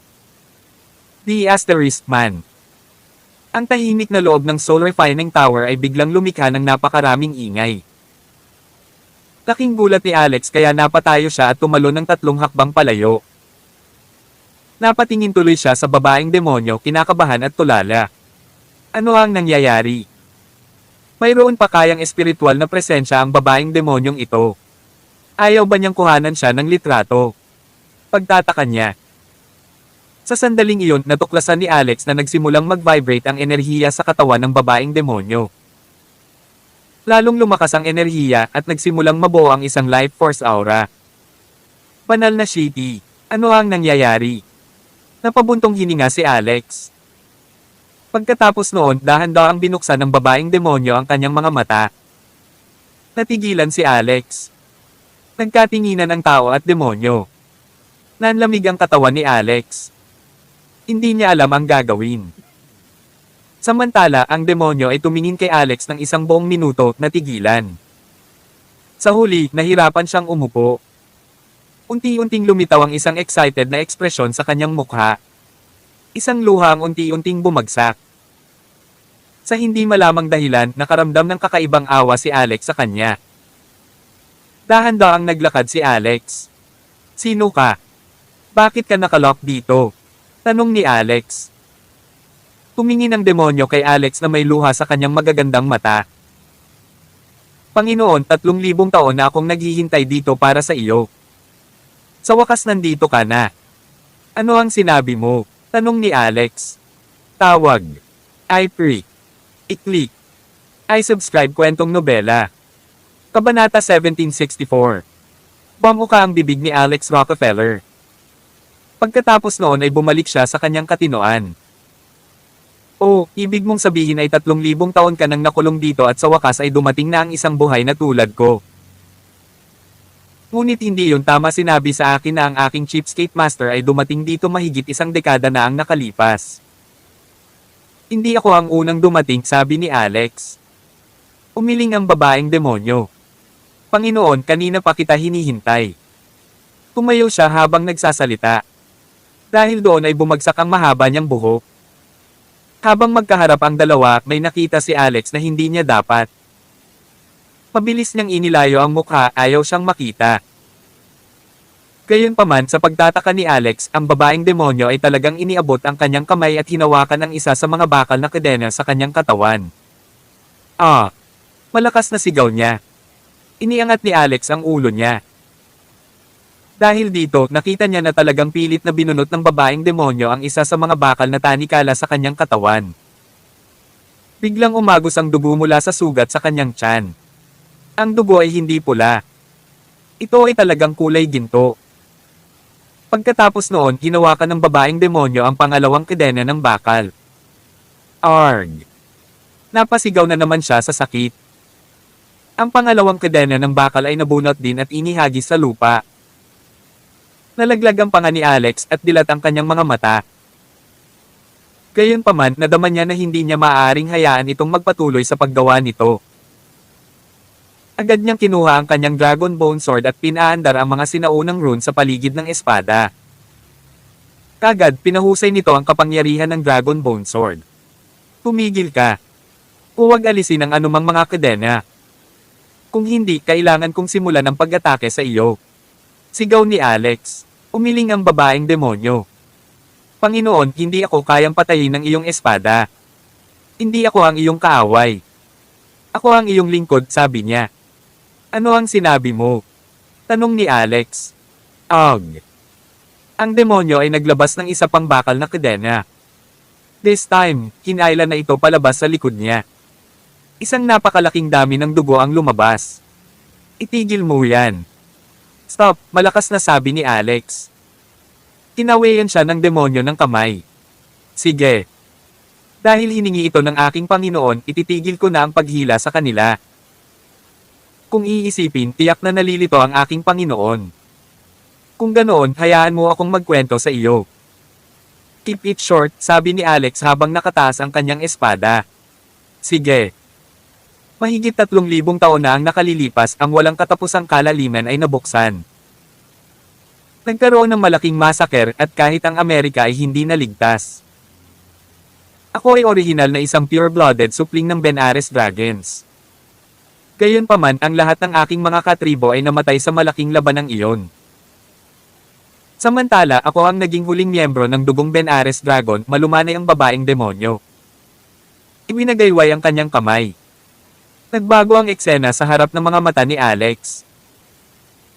Katulad ito ng nangyari noong huling beses sa Spiritual Valley Dungeon nang ipakita sa kanya ni Whitey, ang puting pusa, ang nangyari sa labanan ilang taon na ang nakakaraan. Ngayon, tumitingin si Alex sa mas malaking sukat ng digmaan. The Undying Clan. Naiisip niya. Tulad ng pagkalipol ng mga tao sa Spiritual Valley Dungeon, ang mga Benares Dragon ay nasira ng mas makapangyarihang Undying Clan. Sa huli, isang huling sundalo na lang ang tunay na natitira. Ang mga Benares Dragon ay nakipaglaban sa abot ng kanilang makakaya upang protektahan ang nag-iisang purong dugong supling na buhay na siya ring napakagandang babaeng demonyo sa harap ni Alex. Pagkatapos noon, nakita ni Alex ang isang babae. Ang babae ay hindi katulad ng iba sa kanyang full-bodied white armor. Pinatay niya ang lahat sa Undying Clan ng mag-isa at iniligtas ang babaeng demonyo. Nila, ang mga Benares Dragon ay hindi dapat kailanman nullipol. Ngayon, tatataken ko ang buong Dragon King's Grotto. Ang lahat ng mga kaluluwa ng dragon na namatay sa labanan ay itatatakan din sa lugar na ito. Ice seal din kita sa loob ng Soul Refining Tower. Maghihintay ka ng tao sa loob. Siya ang magiging kapalaran ng kaligtasan para sa mga Benares Dragons. Pagkatapos mong makilala siya, susundan mo siya kahit saan siya magpunta. Mababalik ng mga Benares Dragon ang dating kaluwalhatian sa tulong ng lalaking iyon. Sabi ng babae. Paano ko malalaman kung sino ang may hawak ng kapalaran ng kinabukasan ng ating tribo? Tanong ni Nila na babaeng demonyo. Majay, gising ka kapag nakilala mo siya, sabi ng babae. Tumigil sa paglalaro ang eksena noon. Ito marahil ang mga alaala ni Nila bago siya nabuklod. Matagal na tinignan ni Alex si Nila bago ito nagsalita. May damit ka bang isusuot? Kabanata 1765. May damit ba si Nila? Bumaba ang tingin ni Nila sa kanyang katawan. Wala siyang ipinakitang emosyon sa kanyang mga mata at mukha. Nakakahiya. Pasensya na. Imposible iyon. Naiisip niya. Ang anyo ng tao ay hindi kung ano ang hitsura ng mga Benares Dragon sa kanilang huling anyo. Bukod dito, sa paraan ng pagtingin ng tribo ng dragon sa bagay na ito, ang natural na kagandahan ay higit pa sa lahat. Ang pagiging nakalantad ay ang likas na katangian ng mga dragon. Bukod, sina Alex Rockefeller at ang Benares Dragons ay pinagsama ng tadhana. Bale hubot-ubad para kay Alex, papayag si Nila na putulin ang kanyang laman para pagpiestahan niya kung iyon ang gusto niya. Hindi. Sigaw ni Nila habang umiiling. Inabot niya ang isa sa mga bakal na kadena at pilit itong hinugot. Bakit mo inilagay ang mga tanikala na ito? Tanong ni Alex. Ito ay para sa pagtatatak ng aking katawan. Kahit na isa sa mga Benares Dragons, hindi ko kayang suportahan ang sarili ko pagkatapos ng mahabang pananatili sa Soul Refining Tower. Bukod dito, kailangan kong gumugol ng 3,000 taon sa lugar na ito. Ang tanging paraan para makapasok ako ng lubusan sa sealed state ay sa 7 fairy chain na ito, paliwanag ni Nila. Habang nagsasalita, hinugot ni Nila ang lahat ng 7 kadena sa kanyang katawan. Ang isang pool ng gininto ang dugo ay naipon din sa lupa. Dahan-dahang itinaas ni Nila ang kanyang kamay at inipon ang lahat ng dugo sa lupa. Ang dugo ay nakalawit sa kanyang harapan na parang isang higanting bola at dahan-dahan itong inihatid ni Nila kay Alex. Aking Panginoon, mula sa aking pagmamasid sa iyong aura, ang iyong kasalukuyang antas ng paglilinang ay hindi pa rin masyadong mataas. Ang pool ng dugo na ito ay naglalaman ng aking natal blood essence. Gayon din, nag-iimbak ako ng enerhiya mula sa Soul Refining Tower sa nakalipas na 3,000 taon. Kung kakainin mo ito, ito ay lubos na makikinabang sa iyo. Samantala, maaari rin tayong bumuo ng isang kontrata sa buhay. From then on, I'll be your maid and always accompany you, sabi niya. Ha? Medyo kinakabahan si Alex. Higit sa lahat ito ay dahil hindi pa rin siya lubos na nagtitiwala sa pagkakakilanlan ni Nila. May ilang nakatagong kondisyon ba ang kontrata sa buhay na ito? Gayunpaman, ikinaway ni Nila ang kanyang kamay at ang bola ng gintong likido ay direktang pumasok sa bibig ni Alex. Hindi man lang siya makalaban. Sa katunayan, bago pa siya makapag-react, dumaan ang dugo sa kanyang lalamunan. Pagkatapos noon ay tumagos pa ito sa iba pang bahagi ng kanyang katawan. Ikaw, bakit mo? Nagulat si Alex. Gusto niyang pilitin na lumabas ang dugo sa kanyang katawan. Gayunpaman, huli na. Ang dugo ng gintong dragon ay hindi dumaan sa kanyang digestive system pagkatapos makapasok sa kanyang katawan. Sa halip, direktang pumasok ito sa sirkulasyon ng kanyang dugo sa pamamagitan ng kanyang mga ugat at sumanib sa sarili niyang dugo. Sa isang iglap, naramdaman ni Alex ang napakalaking enerhiya ng ginintoang dugo. Matapos ang mahinang pag-vibrate, ang kanyang ginintoang core na pinalakas ng 12 rune ng sinaunang ipinagbabawal na spell ay natural na sumisipsip ng enerhiya mula sa dugo ng dragon. Buzz! Nag-vibrate ang enerhiya. Naramdaman agad ni Alex na parang kumukulo ang kanyang dugo. Pagkatapos noon, halos parang nagtataglay siya ng walang katapusang dami ng enerhiya. Ang kanyang pisikal na katawan ay dumaan sa reincarnation ng mga uri na hindi pa niya naranasan noon. Dugo ng dragon. Isip ni Alex. Ang kanyang katawan ay biglang nagkaroon ng katangian ng dugo ng dragon. Nararamdaman ni Alex na ang kanyang mga kakayahan ay lubos na na-enhance pagkatapos ng pagsasanib sa dugo ng dragon. Sa lohikal na pagsasalita, dapat ay nagdulot siya ng kidlat na kapigatian at umakyat sa nascent soul rank matapos ang kanyang ginintoang core ay gumawa ng isang pambihirang tagumpay. Oh, naiintindihan ko. Dapat ay dahil ito sa Soul Refining Tower. Kailangan kong umalis sa Soul Refining Tower para mahikayat ang kidlat na kapigatian ng nascent soul. Habang iniisip ito ni Alex, nakaramdam siya ng panibagong sensasyon. Kontrata sa buhay. Isang tatak ang lumitaw malapit sa kanyang puso. Ito ay isang soul imprint na umiral sa asensya ng dugo ni Nila. Nadetect pa ni Alex ang lokasyon, status, at kung ano ang ginagawa at iniisip ni Nila sa brand na ito. Ang dalawa ay tila konektado sa espiritual na antas. Gayunpaman, ito ay tila gumagana sa isang direksyon. Nararamdaman ni Alex si Nila sa pamamagitan ng tatak, ngunit hindi niya magagawa iyon maliban kung si Alex ang nagkusa na kumonekta sa kanya gamit ang tatak. Panginoon, mayroon ka pa bang ibang katanungan? Tumingin si Nila kay Alex at nagtanong. Oh, wala nang iba, sabi ni Alex. Dati, nag-aalala si Alex na baka lihim na subukan ni Nila na saktan siya. Ngunit ngayong naitatag na ang kontrata sa buhay, naunawaan ni Alex ang mas malalim na kahulugan sa loob. Naturally, wala siyang anumang issue dito. Gayunpaman, may pumasok sa isip niya. Nandito siya para ipasa ang hamon ng Soul Refining Tower. Tawag. I-pre. I-click. I-subscribe kwentong nobela. Kabanata 1766. Ngayong nakarating na si Alex Rockefeller sa ikasyam na palapag, dapat ay naipasa na niya ang hamon. Gayunpaman, ang pag-alis sa lugar na ito kasama si Nila ay magiging medyo mahirap para sa kanya. Maaari mo bang iwan ang Soul Refining Tower ng mag-isa? Tanong ni Alex. Umiling si Nila. May isang selyo na kumukuha sa akin dito. Makakaalis lang ako sa iyo, Panginoon. Sa katunayan, ako na ngayon ang iyong personal na kasambahay at pareho tayo ng pinagmumula ng buhay. Dapat lagi tayong magkasama. Ano? Nalungkot si Alex nang marinig niya ito. Uuwi na sana siya para makita ang kanyang asawa at mga sanggol. Paano niya ipapaliwanag ang magandang Dragon Lady na ito na sumusunod sa kanya? Gayunpaman, sa sandaling iyon, biglang nagsimulang mag-transform si Nila. Noong una, ang kanyang mahaba at makatarungang mga binti ay naging buntot ng dragon. Pagkatapos noon, nag-transform din ang katawan niya. Sa huli, kahit ang kanyang ulo ay nagbago, lahat ay naging isang tunay na dragon. Ito ay isang marilag na tanawin. Ang ganda. Isip ni Alex.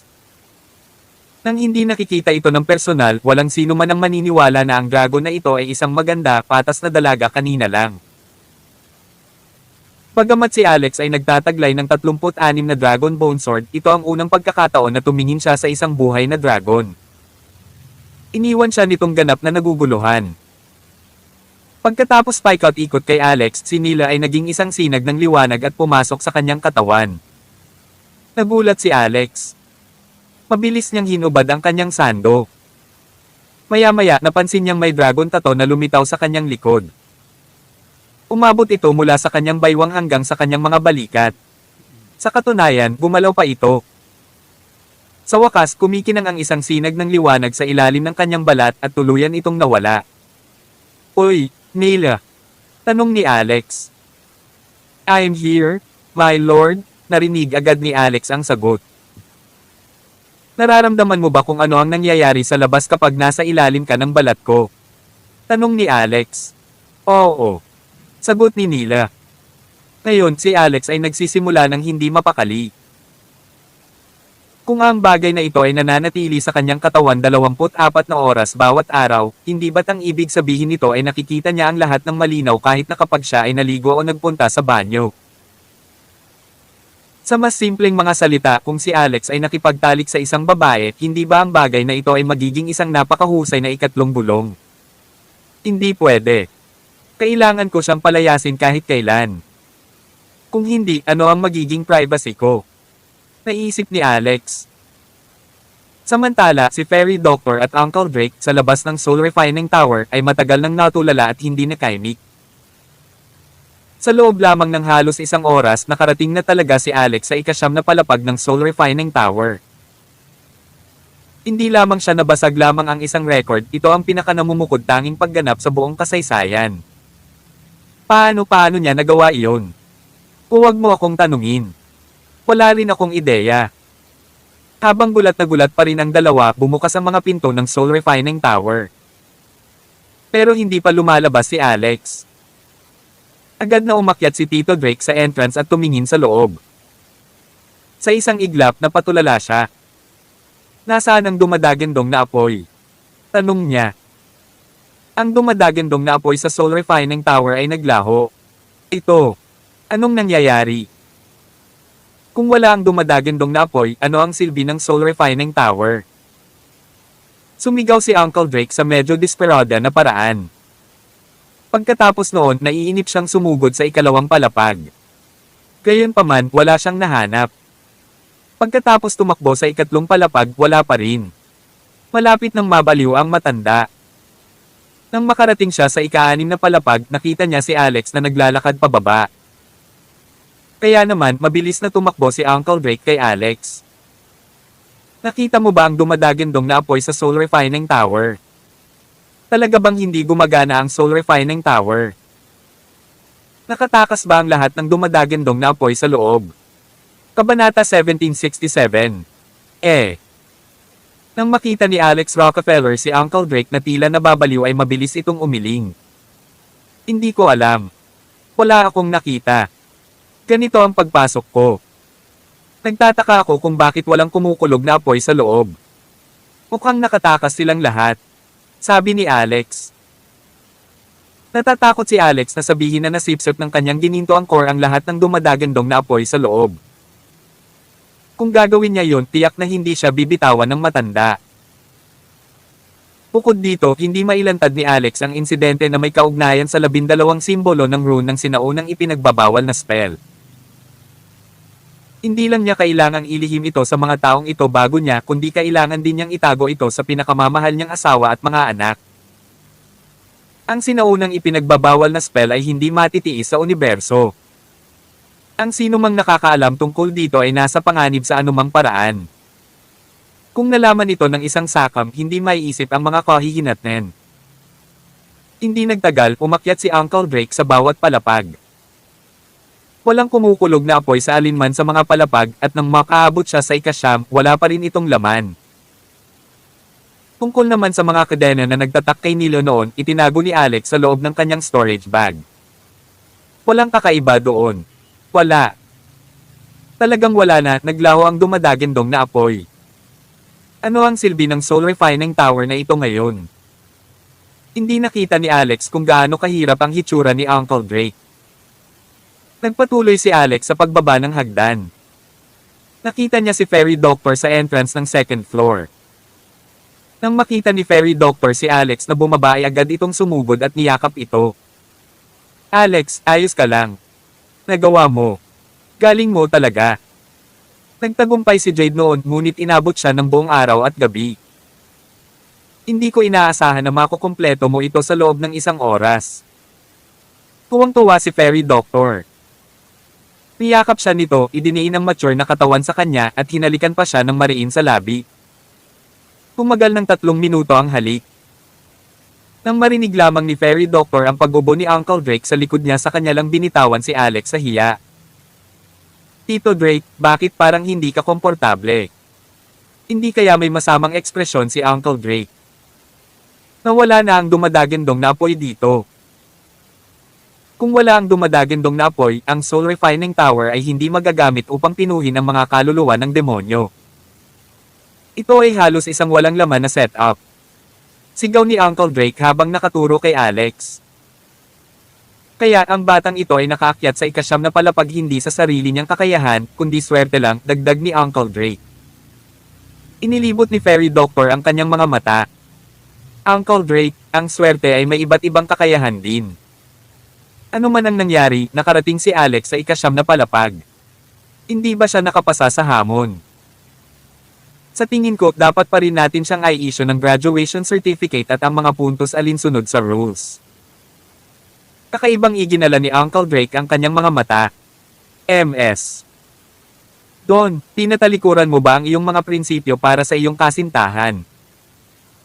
Nagpatuloy sa pagtatalo si Fairy Doctor na may katwiran.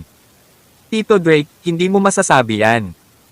Sa totoo lang, ito ang iniisip ko.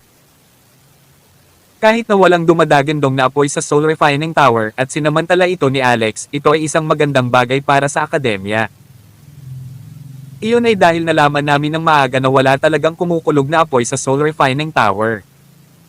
Kung hindi, mayroon kami. Ikinulong ang ilang kaluluwa mula sa tribo ng demonyo sa lugar na ito. Sa huli, malalaman natin na hindi ito epektibo. Sa kabilang banda, binigyan namin sila ng oras para makabawi. Pagbukas namin ng pinto, nagmamadali silang lumabas ng soul refining tower. Ang kalalabasan ay hindi maiisip. Kaya sa palagay ko ay dapat pa ring bigyan ng akademya si Alex ng ilang gantimpala. Paano ito? Bibigyan natin siya ng 300,000 puntos. Nanlaki ang mga mata ni Uncle Drake. 300,000. Baka sabihin mo lang 300 million points, he said. Kung gagana iyon, ayos lang ako, sagot ni Fairy Doctor. Sa totoo lang, babae, pumanig ka ngayon sa mga tagalabas. Ayos lang. Isang sertipiko ng pagtatapos at 30,000 puntos. Anak, madali ka lang. Sabi ni Uncle Drake. With that, naglabas si Uncle Drake ng token at inihagis kay Fairy Doctor. Sa sobrang tuwa, hinailan ng Fairy Doctor si Alex para umalis. Gusto niyang iwasang magbago ang isip ni Uncle Drake. Biglang may naisip si Alex. Tito Drake, marami na akong nagawang pananaliksik tungkol sa mga spell formation. Ang soul refining tower na ito ay may spell formation sa itaas. Maaaring may kaugnayan ito sa dumadagendong na apoy sa lugar na ito. Ang dumadagendong na apoy ay tiyak na maubos habang dumarami ang bilang ng pagpipino ng kaluluwa. Hanggat inaakit natin ang makalangit na kulog sa lugar na ito, sa tingin ko ang dumadagendong na apoy sa tore ay malamang na mapupunan muli, sabi ni Alex. Pagkasabi nun ay hinailan na ni Alex si Fairy Doctor at umalis. Nagningning ang mga mata ni Uncle Drake. Ito ay may katuturan. Malaki ang kahulugan nito. Si Richard Asterisk. Noon, madilim na ang langit. Magkahawak kamay sina Fairy Doctor at Alex habang naglalakad sila sa loob ng akademya, hindi natatakot na masyadong pasikat. Gayunpaman nang isipin ni Fairy Doctor kung paano aalis kaagad si Alex sa akademya, hindi niya maiwasang malungkot ng kaunti sa kanyang pag-alis. Alex, para maiwasan ang pagbabago ng isip ni Uncle Drake, pupunta tayo ngayon sa administrative office ng akademya para ayusin ang iyong graduation certificate at mga puntos, sabi niya. Sige. Till then.